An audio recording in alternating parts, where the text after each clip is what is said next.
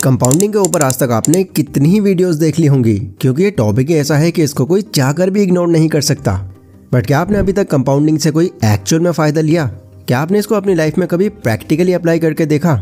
अगर आपका जवाब हाँ है तो आप बहुत अच्छा कर रहे हो, लेकिन अगर आपका जवाब ना है तो इसका मतलब है कि कंपाउंडिंग की अभी तक आपने सिर्फ बेसिक नॉलेज ही ली है, या शायद आपके बेसिक्स भी क्लियर नहीं है। इसी वजह से दुनिया के इस 8वें अजूबे का आप पोटेंशियल नहीं पहचान पाए। द कंपाउंड इफेक्ट बुक के ऑथर डैरेन हार्डी बोलते हैं कि कंपाउंड एक मात्र ऐसा जरिया है जिससे ना सिर्फ आप अपनी बिगड़ी हुई लाइफ को ट्रैक पर ला सकते हो, बल्कि खुद के अंदर इतनी काबिलियत पैदा कर सकते हो कि आप कुछ भी अचीव कर सको। कंपाउंडिंग बेसिकली एक पिरामिड की तरह काम करती है, जिसकी शुरुआत भले ही छोटी होती है पर धीरे धीरे इसकी ग्रोथ बढ़ती ही चली जाती है और एंड में इसका रिजल्ट कुछ ऐसा निकलता है कि आपके होश उड़ा दे। वेल अगेन, अगर आपने इसका बेनिफिट नहीं लिया तो आप मुझसे रिलेट नहीं कर पा रहे होगे, लेकिन कोई बात नहीं, कंपाउंडिंग का बेनिफिट लेना आप आज से ही शुरू कर सकते हो। क्योंकि आज मैं आपको ना तो वो चेस वाली स्टोरी सुनाऊंगा और ना ही वो 3 दोस्तों की बुढ़ापे तक की कहानी। आज मैं आपको बताऊंगा कि कैसे कंपाउंडिंग को अपनी लाइफ में आप प्रैक्टिकली अप्लाई कर सकते हो। फिर चाहे बात अपना पैसा ग्रो करने की हो, कोई स्किल डेवलप करने की हो, एक बुरी आदत सुधारने की हो, कोई बिजनेस खोलने की हो, या कुछ भी हो, मैं एक एक स्टेप आपको बताऊंगा जिससे आप जिस भी लेवल पर हो इसे अभी से अप्लाई कर पाओ। पहले 3 स्टेप्स के अंदर मैं आपके कुछ मिथ्स क्लियर करूंगा जो कि बहुत ज़्यादा इंपॉर्टेंट है, और बाकियों में इसे अप्लाई करके हम खुद को ग्रो करना सीखेंगे। तो चलिए अब बिना वो टाइम लगाए अब सीधा पॉइंट्स पर आते हैं। Step 1, understand passion is not everything. अगर आप सेल्फ इंप्रूवमेंट कंटेंट को फॉलो करते हो तो एक कॉमन चीज़ है जो आपने कई बार सुन रखी होगी कि अगर लाइफ में कुछ बड़ा करना चाहते हो, अगर हार्डवर्क वाली दुनिया से बाहर आना चाहते हो तो अपना पैशन फॉलो करो, वो करो जो तुम्हें अच्छा लगता है या जिसके लिए तुम बने हो। बट कार्ल न्यूपोर्ट इसको एक बहुत ही डेंजर एडवाइस बताते हैं। वो बोलते हैं कि फॉलो योर पैशन, ये एक लाई है, एक झूठ है बहुत बड़ा, और कई बार तो कुछ भी ना कर पाने का ये सबसे बड़ा रीज़न बन जाता है। आपको बता दूं कि कार्ल न्यूपोर्ट कोई आम इंसान नहीं है। कार्ल न्यूपोर्ट लगभग 14 बुक्स के ऑथर हैं, जिसमें deep work, how to become a A straight student, so good they can't ignore you, digital minimalism, ये उनकी कुछ ऐसी बुक्स हैं जो वर्ल्ड वाइड बेस्ट सेलर रही हैं। तो उन्होंने अगर इतनी कंट्रोवर्शियल स्टेटमेंट दी है तो इसका ज़रूर कोई मतलब है। उन्होंने अपनी बुक में मेंशन किया है कि पैशन वर्ड तब से ज़्यादा फेमस हुआ जब साल 2005 में स्टीव जॉब्स ने एक पावरफुल स्पीच दी।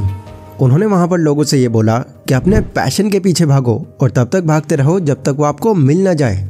अब इतने रेवोल्यूशनरी इंसान ये एडवाइस दे रहे हैं तो कोई क्यों ना इसको फॉलो करे। बस लोगों ने फिर इसको एक पत्थर की लकीर मानकर फॉलो करना शुरू कर दिया। बट क्या ये स्टेटमेंट देने से पहले उन्होंने इसको खुद पर अप्लाई किया? वेल नहीं। इनकी अगर अर्ली लाइफ को देखा जाए तो उनका इंटरेस्ट टेक्नोलॉजी की तरफ ज़रा भी नहीं था। ना ही उन्होंने टेक की कोई पढ़ाई की थी और ना ही उनको नॉलेज थी इस सब की। अर्ली लाइफ तो उनकी बिल्कुल रैंडम सी चल रही थी। स्कूल टाइम में उन्होंने हिस्ट्री और डांस पर ध्यान दिया, पर यह भी उन्होंने बीच में ही छोड़ दिया। फिर स्कूल के बाद उन्होंने अटारी में एक जॉब पकड़ ली और ये जॉब करने का मकसद सिर्फ एक ही था, उनका पैसे कमाना। फिर इसके बाद उनका झुकाव ज़ेन मास्टरी में आया। वो इंडिया आए और यहाँ से स्पिरिचुअलिटी सीखी। यहाँ तक भी उनका और टेक्नोलॉजी का दूर दूर तक कोई रिलेशन नहीं था। देन जब वो इंडिया से वापस गए तो उनकी मुलाकात वहाँ जाकर स्टीव वॉजनेक से हुई।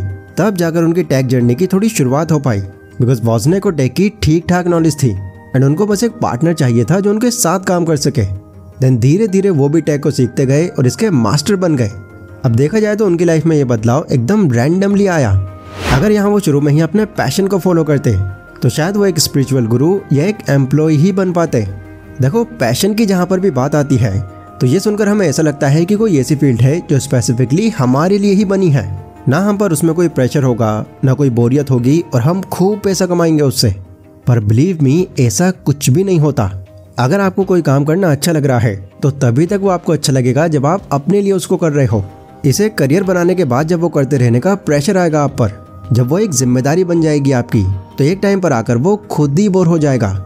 इसलिए पैशन की तलाश में अपना टाइम बर्बाद मत करो। लेकिन अगर आप पैशन नहीं ढूंढेंगे तो फिर शुरुआत कैसे करेंगे? भले इसका जवाब आपको अगले स्टेप में मिलेगा।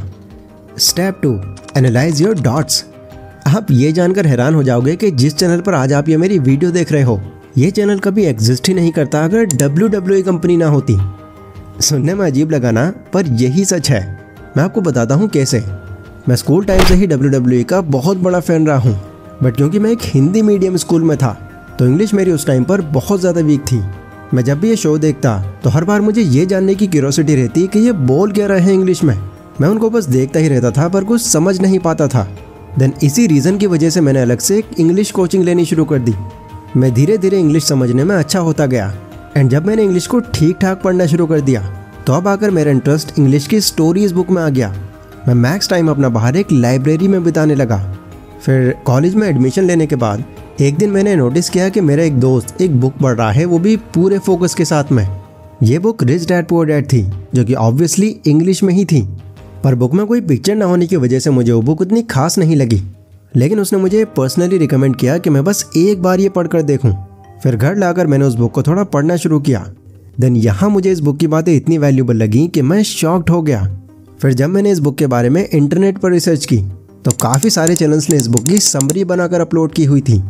अब यहाँ से मुझे आइडिया आया कि इस तरह की बुक समरी तो मैं भी बना सकता हूँ। एंड तब से लेकर अब तक मैं यूट्यूब पर एज ए फुल टाइम काम कर रहा हूँ।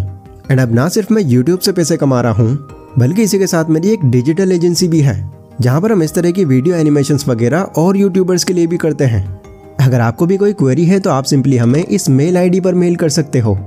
बाय द वे, अगर आपने मेरी इन बातों को गौर से सुना है तो आपको पता चला होगा कि पैशन तो यहाँ मेरा कहीं दूर दूर तक नहीं था। यहाँ सिंपली कुछ डॉट्स थे जो कनेक्ट होते चले गए। और ऐसा नहीं है कि ये डॉट्स सिर्फ मेरी लाइफ में ही आए थे, ऐसे ही डॉट्स हम सबकी लाइफ में बनते हैं। हम डेली जितनी भी एक्टिविटीज़ करते हैं वो डॉट्स ही होते हैं हमारे, फिर चाहे वो अच्छे हों या बुरे हों, जिससे फिर आगे चलकर या तो किसी की लाइफ बन जाती है या बर्बाद हो जाती है। लेकिन अपने डॉट्स की पहचान आप कैसे कर सकते हो? तो इसके लिए आपको जो भी आपका रूटीन चल रहा है उसे ट्रैक करने की ज़रूरत है।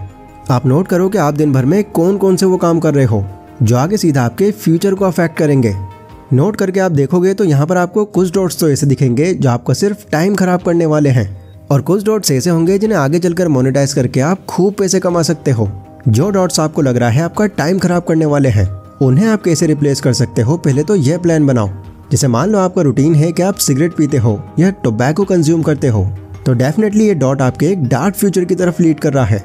बट अगर आपका रूटीन है कि आप जिम जाते हो, तो ये डॉट आपका मोनेटाइज भी होगा और बहुत आगे तक जाएगा। आप ट्रेनर बन सकते हो, खुद की जिम खोल सकते हो, उसे स्केल कर सकते हो और उसकी अलग अलग जगहों पर अलग अलग ब्रांचेस बना सकते हो। तो मानकर चलते हैं कि अपने डॉट्स को आपने आइडेंटिफाई कर लिया, और अब आ जाते हैं तीसरे स्टेप पर।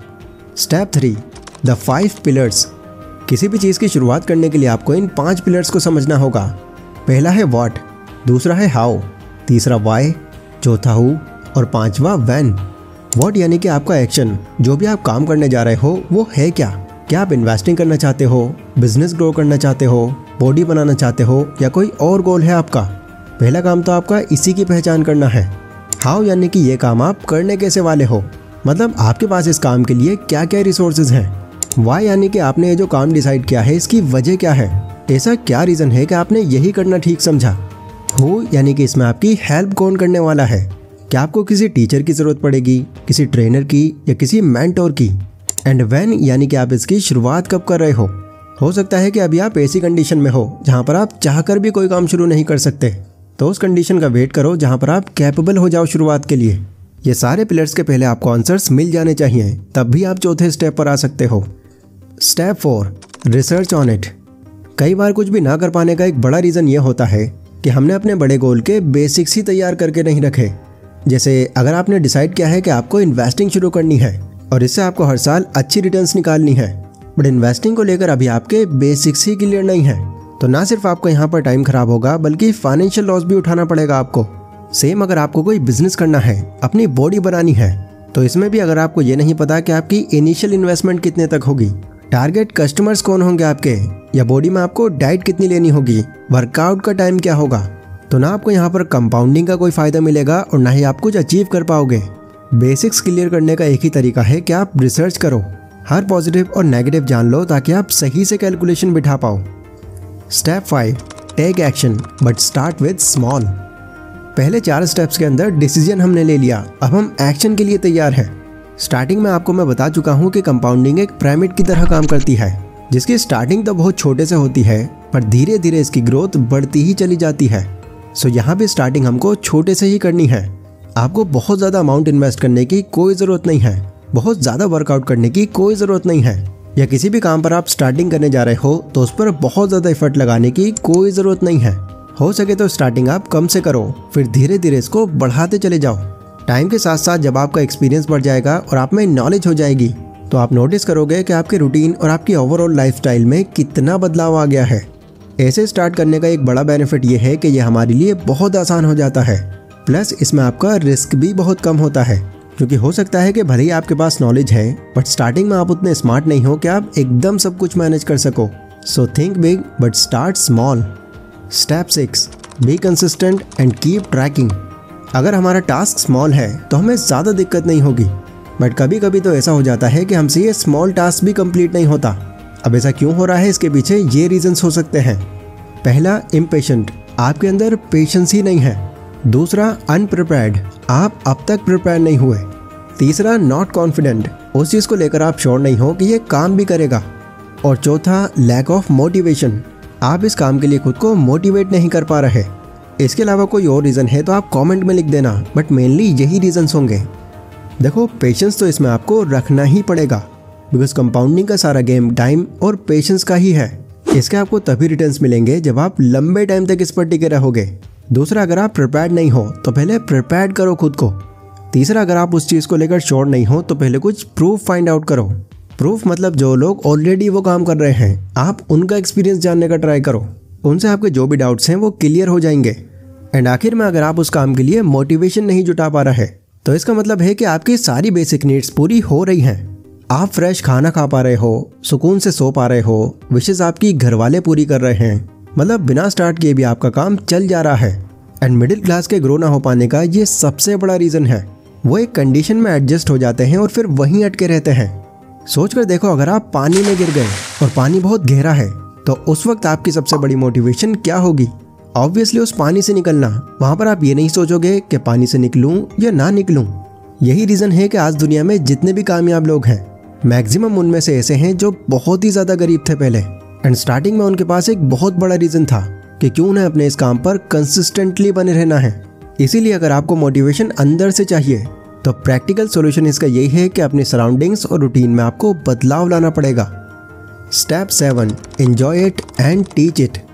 आई नो इस रेस में से काफ़ी लोग अभी बाहर हो जाएंगे, कुछ ऐसे होंगे जो कुछ टाइम बाद हार मान लेंगे, एंड सिर्फ 5% या उससे भी कम ऐसे लोग निकलेंगे जो इसे पूरा कर सकेंगे। बट अगर आप इस वीडियो में यहाँ तक आ गए हो तो ये तो आपको पता चली गया है कि इसमें कहीं थ्योरीज नहीं बताई मैंने आपको। ये सारी बातें एकदम प्रैक्टिकल हैं, जिन्हें अगर आप स्टेप बाय स्टेप फॉलो करते हो तो डेफिनेटली आपको इसके रिजल्ट पॉजिटिव ही मिलेंगे। एंड इसके बाद जब आप कुछ अचीव कर लेते हो तो अगला स्टेप अब आपका ये है कि आप इसे टीच करो।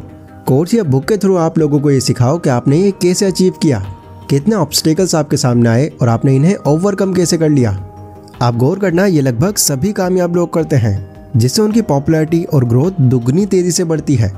बट बाई चांस अगर आप फेल भी हो गए तो ऐसा नहीं है कि अपने आप को एक लूज़र की तरह देखो आप। कुछ लोग तो ऐसे भी हैं जो फेल होने के बाद भी अपने फेलियर को एक वेपन की तरह इस्तेमाल करते हैं। वो अपने फेलियर्स पर भी बुक लिखते हैं और लोगों को टीच करते हैं।